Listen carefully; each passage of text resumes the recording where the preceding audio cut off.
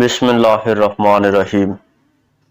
इंसान जब दूसरों के बारे में गलत फहमी का शिकार हो जाता है तो फिर मुआशरे में ताल्लुकात में खलल पैदा हो जाता है।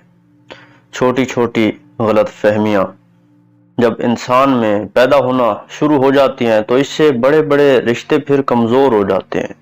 अगर किसी के बारे में कोई गलत फहमी अगर हमारे जहन में पैदा हो रही है तो हमें उस शख्स से जाकर बात करनी चाहिए और उस चीज़ के बारे में तस्दीक कर लेना ज़रूरी है, वरना यूं ही हम अपने दिमाग में गलत ख्यालात पैदा कर बैठेंगे और अगर वक्त से पहले उनकी तस्दीक ना हुई तो फिर इंसान किसी भी हद तक जा सकता है। ये इंसान को परेशान भी कर सकते हैं ख्यालात।